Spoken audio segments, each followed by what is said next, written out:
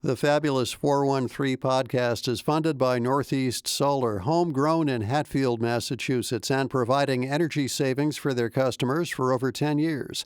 Learn more at northeast-solar.com.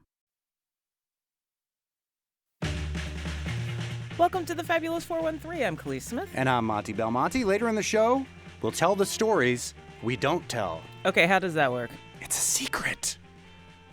And it's the secrets we keep. A brand new podcast from NEPM that just dropped today. We'll talk to the creator of that podcast, NEPM reporter Karen Brown. So much suspense. And Word Nerd will take a listener-suggested word game about homonyms, homophones, and homographs and explore more of that.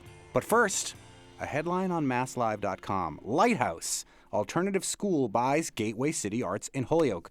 A story by Jim Kinney. Alternative School Lighthouse Holyoke is buying Gateway City Arts and its three-building performing and fine arts complex at 92 Ray Street. Gateway founders Lori Devine and Vitek Krutech, who are not married, y'all, they are not married. Despite what you may have read in the press. Despite what has been written about them, have long talked about selling, pressured by the size and complexity of the 28,400 square foot building, and most recently by a reluctance of crowds to come out for shows in the large 500-person Ray Street live concert space. Kruta and Devine also said they were left out of pandemic relief money administered by the city. Two sides announced the agreement on Monday. Joining us are Gateway founders Lori Devine and Vitek Kruta and the co-founder and executive director of Lighthouse Holyoke, Catherine Gabron. That's right. We've been saying it right the whole time. Yay! And we also have here our assistant director, Carlos Pena. Yes. Who's essentially kind of like the principal of the school, I guess, right? Yeah, something like that. Yeah, we're gonna get into the ins and outs of how this school is not a school, which I have a little bit too much intimate knowledge about. But first off,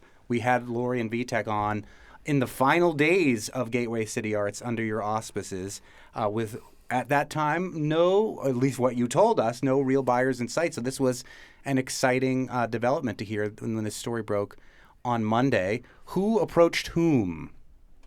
Vitek? I approached Lori.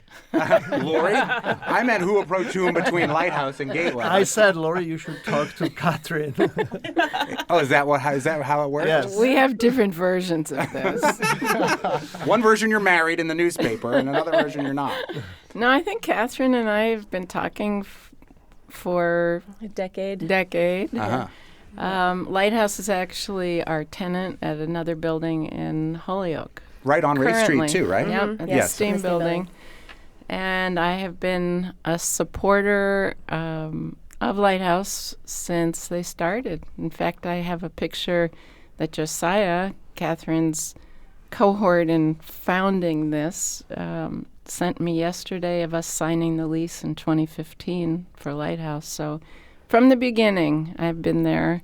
And then we just kept thinking what a great space Gateway would be for Lighthouse, and we've been talking about it since. Nice. Yep. Is Yeah.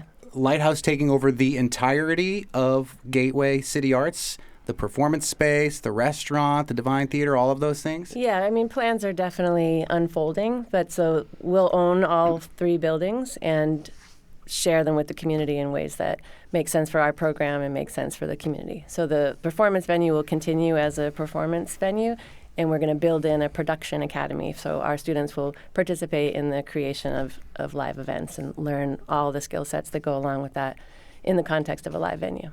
Yeah, that's interesting. Yeah. I know. I mean, it's an It's really exciting exciting. opportunity for people who like the creative arts and want to study these kind of things before maybe going off to a college for that kind of thing, where you sometimes can study it, but often even there you can't get any real-time practice. Yeah, there's not any programs like this, especially at the high school level. So it's an incredible. I mean, everything at Gateway is such an incredible opportunity for us to step into. The foundation that they've created there is, couldn't dream of something better for us to enter into. It's really exciting. I know we're going to get more into what Lighthouse does as an educational institution later, but how does having that much space, that much concrete space, change about what you're able to offer and what you want to offer through Lighthouse? I mean, it's explosive. So we've been in the STEAM building since 2015. We started with 3,500 square feet on the second floor. In 2021, I think, we expanded to more space on the second floor, so we have about 8,000 square feet in the STEAM building now. And the 3-building complex over at Gateway is about 40,000 square feet. So it's quite a big step up. The cafe, but we're going to share the spaces. So Lighthouse will mostly occupy the first 2 floors where the Divine Theater is. That'll become our in-house theater, but also continue as a live venue on evenings and weekends. And then what VTech built as Judd's restaurant, the Czech restaurant, will become our common room cafeteria space in the downstairs and not function as a restaurant anymore. And our classrooms and offices will be on the 2nd floor. So in the 2nd floor is about 8,000 square feet, so everything we have now will translate up there. And then the other spaces, the cafe will continue or reopen as a public-facing cafe with our students working there and learning all of those skills that are, transferable job skills. And then the venue will continue as a venue or reopen as a venue, but with our kids having access to those as a learning space. And the shops in the basement. Yes, and the shops and there's so much. So you're now as a head of a school, a founder of an educational facility, now going to run 5 different styles of businesses? No. Okay. How's that all going to work? So I'm going to continue as the director of Lighthouse, and then we're going to share those other spaces. So we're in conversation with a few other promoters and production people that we're hoping will take on Ray Street Live and continue that as a venue with our kids integrated into the program, but me not, Catherine. You're not going to be out there trying to see if you can get Thurston Moore to come back and play. Exactly. That is not going to be my job. And similarly, the basement, Laurie just alluded to, has a 2,000 square foot wood shop and a ceramic studio and lots of other space for amazing all kinds of programs that could happen in there. So we're looking to lease that as a community makerspace, and lots of people are coming out of the woodwork to be interested in that. And so similarly, it will host classes for us, but it won't be our space. And the same with the 3rd floor, that we're going to lease that out to other businesses. So hopefully my job will stay more or less the same of running a program for teenagers, although there'll be more of them. We have 80 students now, and in the new space, I think we can grow probably to 120. In September, the plan is to open in September with 90 students. That's Catherine Gabron, who's one of the founders of Lighthouse, which has now taken over the Gateway City Arts space in Holyoke. Listeners will want to know, and I'll keep it from being awkward with you all in the room, how much was exchanged. But according to the Mass Live article, there was no figure set. According to the Gazette article, it was a reported $3 million for the purchase of it. The asking price had previously been $4.5 million. That is not an untidy sum. I mean, it's a hefty sum, but Lighthouse was thinking about rehabbing another building, and that's part of what the appeal was, that this is actually a cost-saving measure for your expansion. Is that right? Absolutely, yeah. So we've been working on the project to take over the Sons of Zion congregation up on High Street for, I'm coming on 2 years. We've been working in Mass Development has been an amazing set of supporters around that, and the costs just were skyrocketing. So that it's a beautiful building up there, but it hasn't been updated in many years, and it's not ready to function as a school. So it needs an elevator, it needs a roof, it needs some things that we can't live without. And so that turned into a $6 million project. So we you really saved a cool $3 million by buying Gateway City Arts. And it's I hope Zion finds the right buyer for that space, because it really is a wonderful building. And it has worked out well for us because we built a strong relationship with our architect team and our builder team as HAI Architects and Hool Builders. They've all been so wonderful to work with. So we have a really strong team to step into this new project with. And for my board, if I'd have just started at $3 million, then I don't know if we'd have got there. But I was like, well, this one is 6, but this one is 3. Then it always looks good that way. Yeah. My first program director of a radio station I worked for, I marched into her office and I said, "Hey, can I have that gold U2 record on your wall?" Absolutely not. Then I said, "But can I sing as the Easter Bunny on the radio tomorrow?" And she would be like, "Fine." So ask for the moon, That's and right. then they give you make the Flanking big effect. ask. Yeah, I think that works really well. And we're speaking with Catherine Gabron, who is the executive director of Lighthouse Holyoke, as well as Gateway City Arts founders Lori Devine and Vitek Kruta, who are now selling the building to Lighthouse. Well, now that the building is in process of being sold, what does this do for you and what you're doing in the Valley, Vitek and Lori? What's the next phase for the not married but power couple, Lori Devine and Vitek Kruta. Lori? I hope to play with my grandchildren. I don't know what's next, and I don't want to know. I want to just have some time after 13 years of being committed every weekend and nights, and I feel like I'm ready at this point to see what comes, see what evolves. I definitely want to be involved in the community in some form, but I'm not sure exactly where. I'd like to get back into doing some art. I really would love to see my kids and grandkids, and we'll see what evolves. I don't want to know the answer yet. It's exciting. Yeah. Yeah. It's also a daunting question to have somebody just go, so what do you do with your newfound freedom? Yeah, you're not the first. When we asked Vitek that off the air, Vitek had a much more concrete kind of a answer, list, so, yeah. yes. Well, for either of you, does any of it involve maybe getting involved with some of the classes at Lighthouse? There are a few people who know the current building, even with it being adjusted to accommodate the school. There are a few people who know the building and what it can do better than the two of you. So are some of those plans maybe being involved with Lighthouse and some of the projects that they have? We'll see. Well, I want to go back to the idea how Gateway City Arts was actually conceived.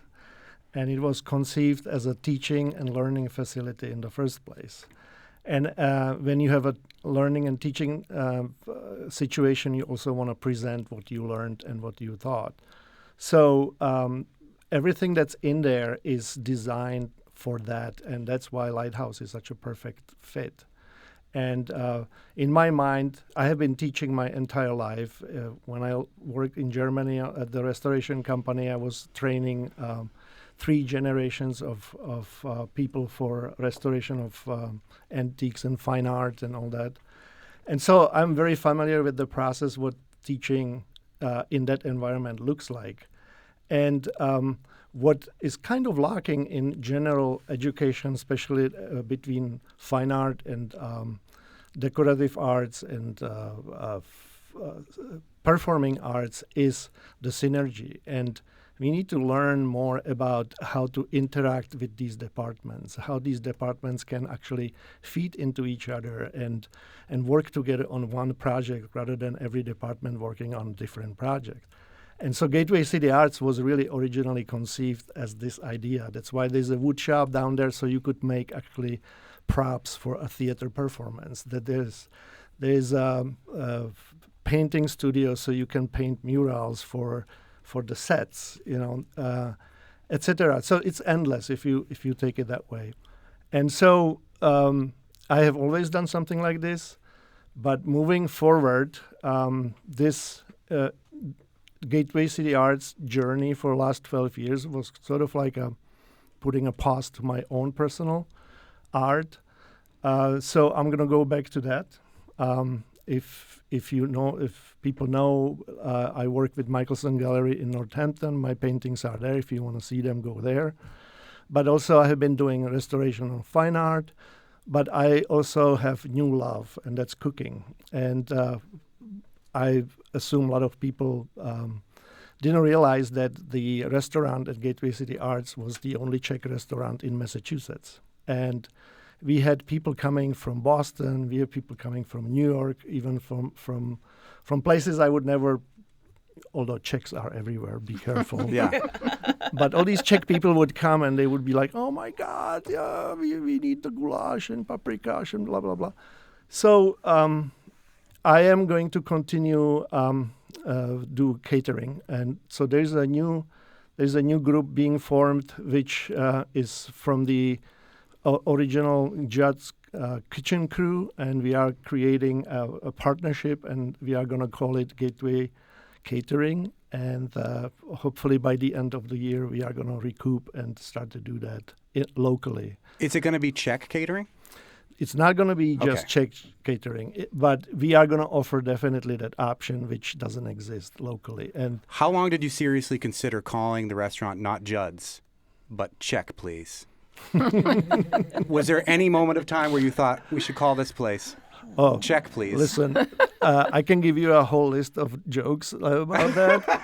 Like, I am not the check that's not in the mailbox and things like that. Yeah. So anyway, it's actually exciting to contribute something that doesn't exist. Yeah. And that's always what fascinates me, is being able to create things that create the gap, like fill the gap. Well, you and Lori have created this incredible space that Khalees and I both love dearly, Gateway City Arts in Holyoke, and we're really glad that it has found a new home with Lighthouse Holyoke right down the street currently, but moving into the Ray Street location of Gateway. Coming up, we're going to hear a little bit more about the pedagogy behind the Lighthouse and more from Lori Devine and Vitek Kruta, formerly of Gateway City Arts, and Lighthouse Executive Director Catherine Gabron, and Carlos Pena, the quote-unquote principal of Lighthouse. Coming up. And later, a sneak peek at The Secrets We Keep, NEPM's new podcast, and the Word Nerd will play a listener-suggested word game. You're listening to the Fabulous 413 on 88.5 NEPM.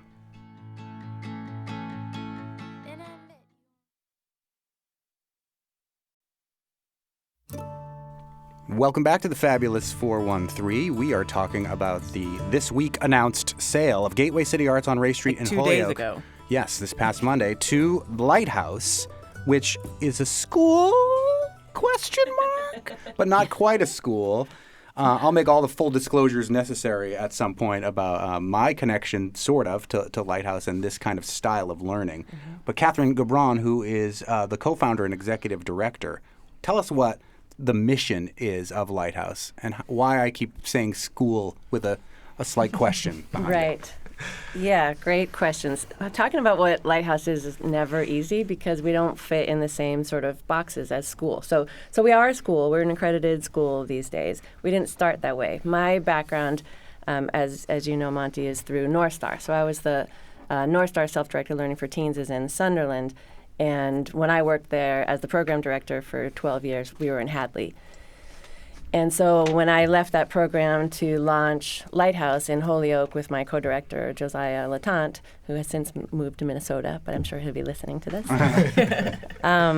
we used the same model as North Star. So we registered our students as homeschoolers, and that's sort of like the legal loophole to get out of school free card. And we work with students who aren't thriving in a traditional model. They want, so some of our kids are just bored, disengaged, and then all the way through to, having experienced a variety of traumas or all kinds of challenges that make school untenable. So we're a kind of a catch-all for everyone who's looking for a really different way to experience school. In some ways, my full disclosure, 2 of my 3 kids go to North Star in Sunderland or have gone there. One of mine's in college now. It feels like going to college as somebody who's not yet college age because there are a variety of classes that you can take that are very interesting. I can't wait to do the historic art restoration class with Vitek Kruta eventually and the Czech cooking class with Vitek Kruta at Gateway, as well as this potential production thing that's going on. But it's also, and this may be different from what you're doing at Lighthouse versus North Star, and this is a question I think for Carlos, the principal of Lighthouse. The consequences aren't the same. You're treated more like somebody with your own agency. So you may not have to raise your hand to go to the bathroom every time you want to go to the bathroom. You may decide you're going to go to this class for 6 weeks, but then you're not going to do it anymore, and you're not going to go to detention or get expelled. Is that what drew you to want to work with Lighthouse? Carlos, tell us your story. Well, I come from a non-traditional school, too. I went to boarding school in Hershey, Pennsylvania. Since 7th grade. So I'm from New York City, and being in the city growing up at the time that I did, which is in the 80s, it was kind of tough, and my mom wanted me to have a better education. I wasn't really good at school. I wasn't really productive like that, so going to Hershey School allowed for something different, a different environment, a different space for education.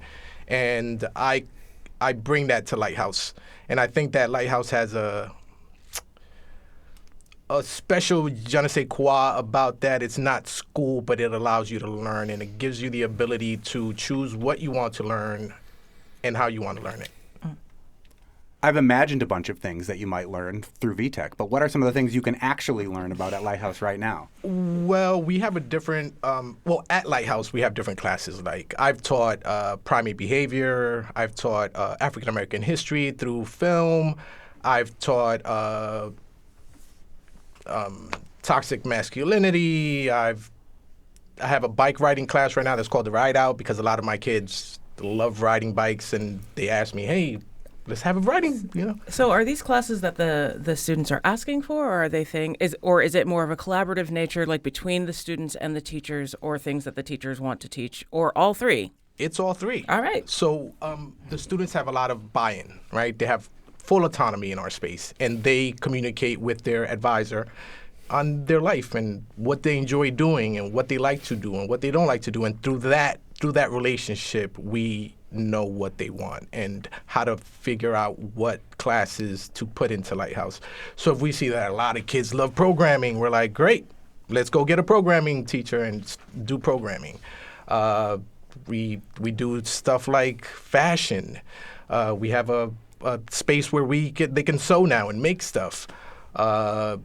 It's a lot of classes that are outside the box of what real school is and real school teaches you. We have cooking classes, we have welding class, we have glass blowing class. Like, it's just the amount of different classes that we provide for our students is a lot different than a regular school. And the staff, whatever the staff really feels passionate about, that they feel that kids would be a good thing for kids to learn, the staff also has a chance to dive into a passion that they have and share that passion with students and show them how to do the things that they're trying to teach them. So it's really a collaborative effort on everybody, the students, the staff, the parents, siblings. It's really how whatever the student is moved by and what they want to do, and what happens to them, their experience in life, what they've been through, that all plays a part in what they really want to learn and how they want to learn that. Does the landscape of Lighthouse look significantly different from how it did when you were at North Star? Like, is the makeup of students, like, is your interaction with the students different being in Holyoke than being in Hadley/Sunderland? Yeah, that's a great question. So when Josiah and I were first envisioning Lighthouse, we were, so I live in Holyoke now, but I didn't at the time, and I'm a white person, and so is Josiah. So the last thing we wanted to do is be a couple of white people to show up from out of town into a community that's predominantly of color and say, we know what you need. So That's never been done before. Right in Holyoke. So we spent a year doing, somewhat of a listening tour and just getting feedback on what people want and sharing what we had done at North Star. Josiah was on the board of North Star, and that's how we met originally. So, and he's a Hampshire person. He went to Hampshire, worked at Hampshire, was on the board of Hampshire. So we shared what we knew and then asked a lot of questions and got feedback. And what we heard from people is that they do want school. And, at North Star, the tagline is school is optional, which is a fact. But in Holyoke, when you say school... Learning is natural, school is optional. That's right. Is the full tagline. But in Shout Holyoke, out to Ken Danforth. Absolutely. But in Holyoke, when we first started, the dropout rate at Holyoke High was something like 60%. So, or 60% graduation rate. So 40% of students were not finishing high school in 2015. So the idea of school is optional was a well-known and understood idea, but in a pretty negative way. Right. So what we were hearing from people is that they wanted school, but they wanted school to meet them where they are and be flexible and speak to their needs and speak to their interests, and then end up with a diploma at the end. So at first we were doing homeschool diplomas, which check the same boxes as any other diploma. And then we went through the accreditation process with NEASC, New England Association of Schools and Colleges. And now we offer accredited diplomas using competency-based systems. So instead of a sequence of courses, we have a set of competencies that students can achieve in any context. So they can take our classes and work through competencies that way, or they can have an internship or a job or be involved in their church or take classes at HCC or online classes or however they want it, whatever works for that student. And most of our students are coming from a place of school wasn't a positive experience for them for a million different reasons. And so I often have this image of like a deck of cards and like, what will you say yes to? And I'm handing out just an array of opportunities. And so, as Carlos was describing our spaces, like our maker space and the bike class, and we have a music studio and a recording studio, and they're all learning spaces, but they don't look and feel like traditional learning spaces.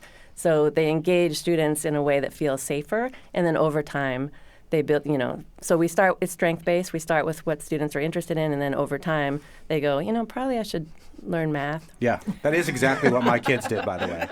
I probably should have learned a little bit of math. Yeah. Who pays for all this? Is it like a charter school system? Is it funded by the public schools? Who is paying for these kids to go there now that you have a new $3 million bill with a building Yes. for Gateway City Arts right down the street from your current building? Yeah, that's a great question.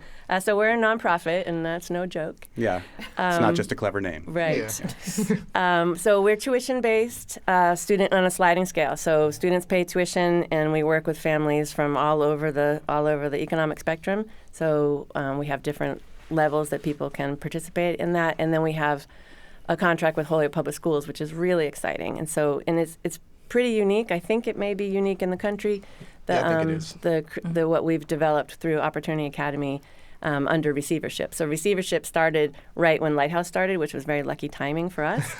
And suddenly everyone in Holyoke really wanted to talk about education and change that dropout statistic that I mentioned before. So suddenly they were open to all kinds of ways of working with young people, and we started a pilot in 2017 with 10 students that were already dropped out or very nearly dropped out and unlikely to graduate. So Holyoke was like, well, what you do is weird and different. Really, you're going to give them control over their time and their whereabouts and work collaboratively with these kids. Okay, because these ones are already lost.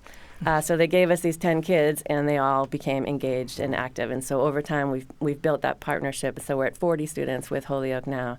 And those students graduate with a Holyoke diploma, but do all of their time with us. So it's really wonderful. It's a win for everyone. Are you expecting that to change or adapt now that Holyoke is on its way out of receivership? I don't think so, because school is not a one-size-fits-all thing, right? Not everyone. So the dropout stats are much better in Holyoke. It's improved substantially. I think it's a 75 or 80% graduation rate now, which is still not high enough, but much higher. And there's always going to be students for whom school is not, the traditional model is not the right fit. And it's been so successful and such a cost savings for Holyoke, because our kids that, are flailing out in various ways are also expensive. But they come to us and are, turn into the people that they actually are. That is Catherine Gabron, who's one of the co-founders and executive director of Lighthouse Holyoke, as well as Carlos Peña, the principal of Lighthouse Holyoke. Vitek Kruta and Lori Devine, former owners of Gateway City Arts, or have you already turned over the keys? When does this officially happen? As soon as possible. We're hoping for the end of June. Excellent. At the latest. And then the next semester would begin in the new building. That's in the September. idea. Yeah. Mm-hmm. It's really exciting. Yeah. That's really exciting. Well, I just want to say this is another aspect of this deal, is that the building is almost finished. Right. There's really the only adjustment that needs to happen is to cater to the students. Otherwise, all the mechanisms, everything is there and everything works, and it's pretty much finished building. So you have to take all the beer taps out. No, Just most of them. chocolate milk in there. I already did. But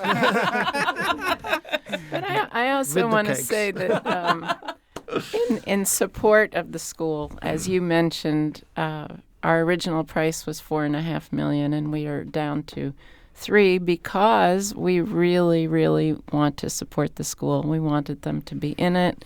We want to make it happen, and we want to make it happen for the kids and their families and for Holyoke. And it's just it's a terrific fit. It's a win-win-win, it sounds like, and I can't wait to continue to follow this story as it unfolds. Yeah, you can give us a tour when it's open. Yeah. Yes. Lori Devine and Vitek Kruta, the former owners and founders of Gateway City Arts. You're free! You're free! Catherine Gabron and Carlos Peña from Lighthouse, who have now Gateway under their auspices. Thank you all so much. Oh, thank you. Thank you. Thank you. Later in the show, we will tell all of our secrets. We will not. I mean, you might, because you're real bad at keeping them. But we will talk about the new NEPM podcast, The Secrets We Keep, with the host and creator of the podcast, NEPM's Karen Brown. But up next, a listener has suggested a word game for the word nerd. We'll hear about Alice Newth's homonym game. Or is it homophones? Or is it homograph? You're listening to the Fabulous 413 on 88.5 NEPM.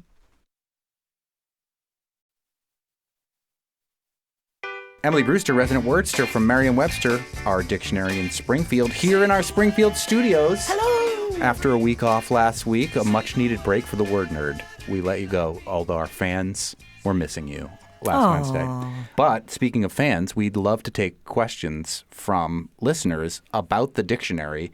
And we got an email from Alice and Greg. This one I think specifically from Alice saying, "Hi. I like to find words that have a lot of different meanings or uses. If they sound the same, it is okay if they are spelled a little differently, like bail or bail, B-A-L-E, or bail, B-A-I-L. I have one that I think has about 7 to 9 different meanings. It'd be fun to know if you have any others with that many." So this is a word game that this person, Alice, has emailed us about after listening to the show. Words with different spellings but sounding the same. Homonyms. Homonyms. Or are they homophones? Homophones. Or are they homographs? Oh, homographs. Or are they homo sapiens? No, that's us. Right, definitely not Homo sapiens. But there are 3 different terms that are all used in this kind of context. Homonym is the oldest of these terms. Okay. And dates to late 1600s. And a homonym is a broad term. And it does refer to also what we call a homophone and also what we call a homograph or homa. Any pronunciation is fine. If you say a homophone, it sounds like you don't like gay people, so I don't like that. Well, that would be phobe. Oh, yeah, okay. Right. Because the phone part is the same as in phonics. It means Right. sound. Right. Okay. Homo means same Yeah. in Greek, and that phonos means sound. And so a homophone, that term, the other two, homophone and homograph, were coined in the mid to late 19th century. So first we had this umbrella term, homonym, that was doing all these different jobs. And then these other terms were developed to kind of narrow in more specifically. People said, homonym, you're doing too much. Let's take some of that load away from you. They were really angry at it, and they started to attack it. It was an ad homonym attack. No. No. Well, they also gave it some biological meanings. Like they did a lot to it. So it came to refer to a taxonomic designation. It was very, very unhelpful. So homophone means that it sounds the same. So it doesn't matter what it looks like, it sounds the same. Bail and bail, like our writer wrote about. Also there, and there. Also two and two. A homograph, they look the same, but they sound different. Like Read and read. read and read, yes. So or lead and led. I Yeah, think that was Merriam-Webster what was I was just going to tweeting say. about this over the weekend, and now that you've recalled it to my attention. Oh. You're always doing fun stuff on social media. Not me personally. Not you personally, Minute but your and minute. organization. Oh, this is timely then. Yeah, I think so. Oh, hey! It must have. I mean, it's got to have been Merriam-Webster. Maybe it wasn't. That one I like. It's timely? Because I said minute and minute. Yeah, Oh, minute and minute. minute. Oh, I see. Yeah. There you go. So English has so many of these, and sometimes the words have very different histories. So the dictionary treats these things differently depending on, we have to decide if the word is the same word or not. Right? Words are very often polysemous, which means it's the same word, but it has so many different meanings. The word mouse, for example, right? Or the word foot. Now, sometimes we put these at different entries, and sometimes we put them at the same entry. And the reason we would put them at a different entry is if we determine that they are actually different words. How do we determine that? Yeah. Typically, it's by etymology. Do these words have the same source or not? My favorite pair that is really counterintuitive is the pair light and light. The light that shines and the light that is not heavy. There's also the dictionary lingo. We call a different homograph a different entry in the dictionary. So light and light have homographs. They look exactly the same, so this means that this is why homographs are homographs. They look exactly the same, but it means in a dictionary they're at distinct entries and they have a little number before the head word that tells you that they're different. So wait, you look up light in the dictionary, in Merriam-Webster's dictionary right now, and it's in 2 different places, or as opposed to having multiple definitions under the one instance of light, light is in there 2 times. That's correct. Oh, there are interesting. 2 head words for light. And the reason is that these words have different etymologies. The light that shines comes from lucere or lucere. I don't know how the Latin word was pronounced when. And that's the one that's related to lucid and translucent, means shining. And then the other one is actually related to levis, as in levity. So they are at different places in the dictionary. They're right next to each other, or they're right one on top of the other. Who gets to go first? I don't remember. I don't memorize that kind of information. And is it arbitrary? There's no rule about when their homographs are in there that... It's probably the one that is oldest. Uh-huh. I mean, the first one is the one that is related to lucere. Something that makes vision possible is the first definition there. Let there be light came kind of early. Yes, rather early, and then we were concerned with the weight of things, I guess. Yeah. Because at first there was light, and it was good. And it was good. And except for if it was like light beer or like light potato chips, forget it. Go for the real deal. Lite came much later. Okay. So these are homonyms, homophones, and homographs all at the same time. Yes. Yeah, they are. But Now- not all of them get to hit the trifecta like Lite does. No, most of them do not. But, even under the one having to do with visual light has 16 different meanings, and the one having to do with not being heavy has 19. Whoa. Yeah. So, I mean, the polysemous quality of words in English is really, that's a good word, right? Polysemous. Oh, yeah. P-O-L-Y. It sounds a little bit naughty, but I'm okay with its lifestyle. It's all about open communication. Yes. Consent is key. I don't know. Did these words consent? We're just No. using them, really. Yeah. We're just using them so broadly, and we're making them do all these different things. They have and so that is little what to we say do. for themselves and their autonomy. Yeah. Although, who knows? Maybe they're controlling us. We It's don't like 50 really know. shades of these same words. So Alice in her pitch to us about this fun word game uses bail and bail, but then says that they have one that they think has about 7 to 9 different meanings, but they don't tell us what it is. But light already knocks this one out of the water with, like, you said, like 19 or something like that, right? Right. So this is not uncommon that there are going to be words that have all of these meanings. And now I have a question of whether those like 9 to 7 different meanings are across both words, or if one of those words has 9 to 7 different meanings. I think I probably emailed Alice a while ago, but I'm going to email Alice again and be like, hey, tell us what the word is. You have to explain the rules of your game. Yeah. Otherwise, we'll make up our own. Well, I think that it's fun to collect these and think about these words. It is one of the things that makes English so stinking tricky. I've been following these accounts on Instagram in Spanish where they do a lot of these same things too. The words that are like homonyms, they sound very similar and they'll string them all together in like a sentence that makes sense in Spanish, but that especially non-native Spanish speaker would hear, and it would just sound like they were saying the same word 100 times in a row. Right. But it's fun. I'm trying to think of if there's a sentence like that in English that you could say the same word over and over and over again and it would mean something particular. I mean, besides the there that you can do. There. Right. Yeah, they're the there ones. I mean, we also there are so many in English that are multisyllabic also. We've got bizarre and bizarre, right? Yep. Those are good for this kind of a game. And also symbol and symbol. And muscle and muscle. Right. Muscles. And we've talked about this one in the past, but what do you call it when a word is pronounced different with different dialects of English, but is actually spelled so much differently? And this is the classic. People from Massachusetts can say, I feel merry because I'm going to marry Mary. I feel merry because I'm going to marry Mary. People in other parts of the country will say, I feel merry because I'm going to marry Mary. That is not how we say it, Monty. I feel merry because I'm going to marry Mary. Come on, speak English. Like a Bostonian does. I feel merry because I'm going to marry Mary. I feel merry because I'm Merry going 'cause to I'm going to marry marry Mary. Yes, I know. But I grew up in Pittsburgh, so I don't have a distinction between these that is natural to me. But I have taken one on as as just a longtime New Englander now, and so I do try to say Mary and Mary and Mary. Yeah.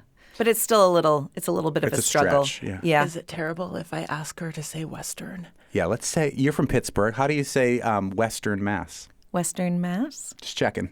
Do you call those words something? Or do they fit into any of these categories, these homo categories? Well, for people who say them all the same, they are homophones, right? Because they sound identical, but in a different dialect, they are not. Right. They're So- distinct. And they're not homographs because they're not spelled the same way. That's right. But That's would right. they be homonyms? I'm trying to remember. Yes. Okay. Homonym is a nice big category. You can throw a lot of things in there. Homonyms are rectangles. Homographs are squares. And there's got to be some other shape that's also a rectangle. It's rhomboids, which yeah. are also kind of, well, no, because rectangles have to have 90-degree angles. Yeah, I think so. Maybe They do. that's it. Parallelograms. No. Are those rectangles? A rectangle is a kind of parallelogram. Yes. So homonyms are parallelograms. Homographs are rectangles, and then homophones are squares, or the other way around. No analogy goes all the way. Yeah. there's the Aaron thing also. Aaron and Aaron, Right. Which could be considered a homophone, but not a homograph. Right. Right. Aaron. Right. Why didn't you say it the first time I said Aaron? Because it's pronounced Aaron?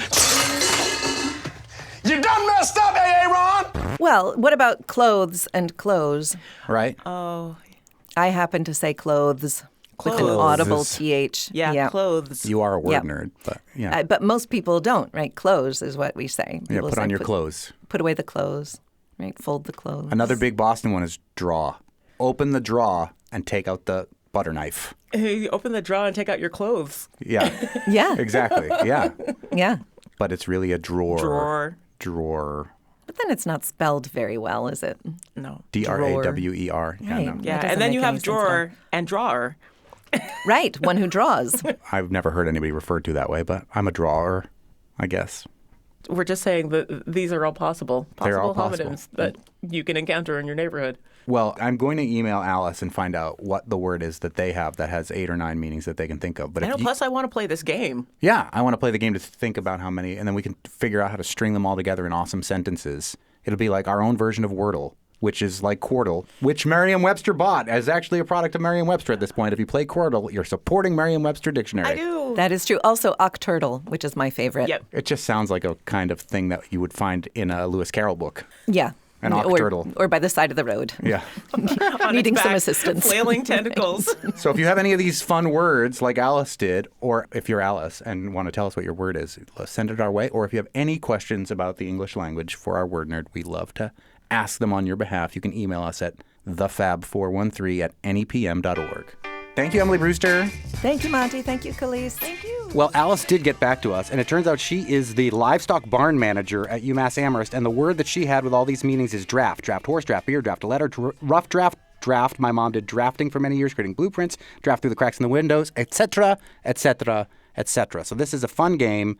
Thank you for sending that along, Alice. She did miss one, though, drafting as mechanic in games or as a selection for sports teams. Aha, well, there you go. There's 13. Up next, a sneak peek at The Secrets We Keep, NEPM's new podcast. We'll talk with the host and creator of the podcast, NEPM's Karen Brown. You're listening to the Fabulous 413 on 88.5 NEPM.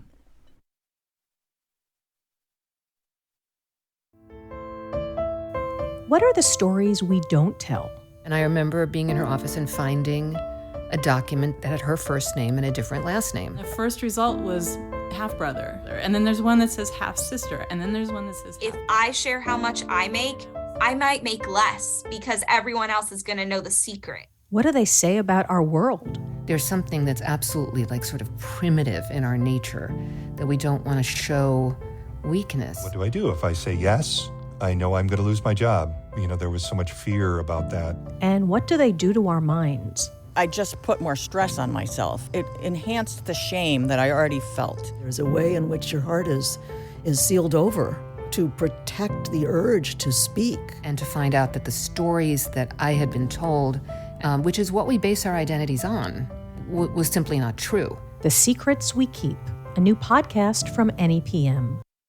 Welcome back to the Fabulous 413. The Secrets We Keep is a new podcast from NEPM. Over 5 episodes, this limited series uses the lens of secrets to explore societal taboos and stigmas around sexual orientation, abortion, genetic origins, family scandals, and money through the voices of secret keepers, those kept in the dark, and history and social science experts, starting with the host's family secret. The Secrets We Keep is edited by Sam Hudzik with music by Katie Semro and was written, produced, and hosted by Karen Brown, who joins us now.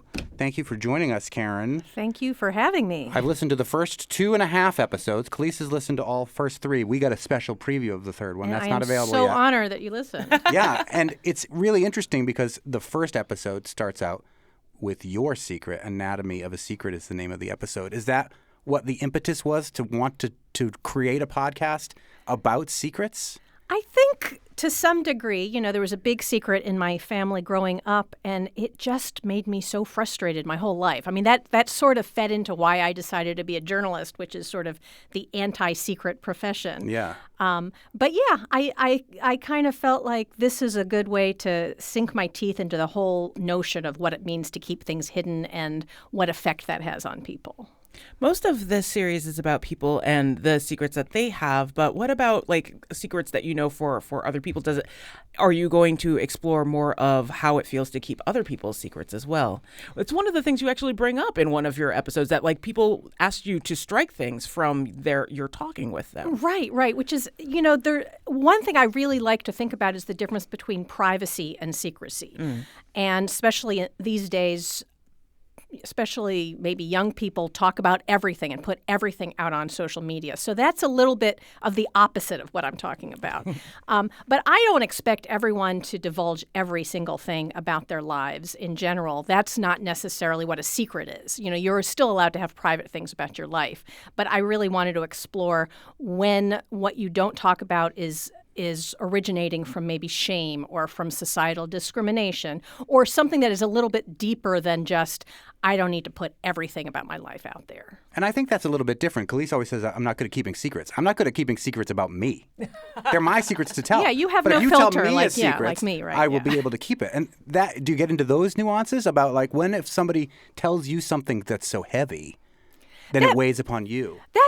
That might be for season 2. Oh, I love it. where there's a notion of trust and loyalty, and it's not when people as a journalist tell me to keep something off the record or don't talk about it, I don't do that. Like, that's not for me to make that decision. What I wanted to do was discuss why is that something you want no one to know about, including what you tell me. And maybe in my journalism, I'll ask people, that's fine. That is your right to keep that a secret. But let's think about what are the reasons that you don't want this to be out in the world. For your first season, 4 of these topics kind of deal with like health and family, and then the last one is money, which I find really fascinating as a template to look at, because again, like so much that we keep in ourselves has to do with like our bodies or like immediate relationships, but like money being the last one and the only one that's not necessarily like corporeal in a really... Yeah, it definitely was a different type of topic. But I found that when I would ask people, what are the things that you don't want to talk about, money turned out to be the most awkward for anything. And I talk about this in that episode, how, I like to talk about a lot of things, including how much money people make. And I will put my own salary out there on the 5th episode if you want to find out what that is. And that was so awkward to talk about it. So when I hear about a topic that people cannot bear to talk about, that's when I want to do that story. So we're speaking with NEPM reporter Karen Brown, whose new podcast series debuts today, the first 2 episodes, The Secrets We Keep. The parts I really found fascinating, apart from your own personal stories and things, were when you talked to the Columbia University professor, Michael Slepian, about the psychology of secret keeping. Is secret keeping healthy for us? Is it healthier to tell those secrets? I mean, if this is something that is weighing on you, this particular researcher, Michael Slepian, found that it actually feels like a physical burden, that people's bodies feel heavier when you have an actual secret. So that can't be good. And then there's just the mental agility that it takes to keep a secret. If there's something, you're talking to someone and you want to make sure you don't slip up, what do you have to do to keep that down? And just in general, you just have to just have so much more on your mind and so many more concerns and so much worry that, no, it's not healthy generally. Again, there are, exceptions. Is there a difference between a secret and a lie, or is there a fine line between those two? You need lies to keep the secret. Right, right. Which is interesting. They're tied to each other. I mean, well, that depends. If you're asked about it, you need a lie. There are secrets where it just never comes up. Nobody asks you who your real father is. Nobody asks you if you had an abortion, so you don't have to lie to keep the secret. But oftentimes, you do. And these are the topics that you're discussing. Is there a line between secret keeping and code switching that you think that exists? Oh, that's interesting. Again, these are good season 2 topics. Yeah, nice. We're already building season 2 for Karen. And speaking of season 2, you mentioned we don't have to answer that now because that's we get at that a little bit in episode 2. Yeah, which is why I'm bringing it up. Like, I think that there's an interesting line there because between the things that you expose and the things that you keep, in no small part because Springfield activist Tanisha Arena brings up safe spaces, but you're also looking for people to tell their secrets for the show. So you're looking for a season 2, planning a season 2. Yeah, that's true. But also like these community activists, these Black queer women who say they don't believe in secrets. That I felt was important to talk about too. Karen Brown's podcast from NEPM, The Secrets We Keep, is out now. The first 2 episodes, you can go to nepm.org or, as they say, wherever podcasts are available. Tomorrow, we're going to learn about the history of salsa music from DJ Bongo Head and Jose Gonzalez. We'll have U.S. Congressman Jim McGovern, and we'll talk to the folks at City Space in East Hampton. I'm Monty Belmonte. I'm Khalees Smith. We'll see you tomorrow on the Fabulous 413.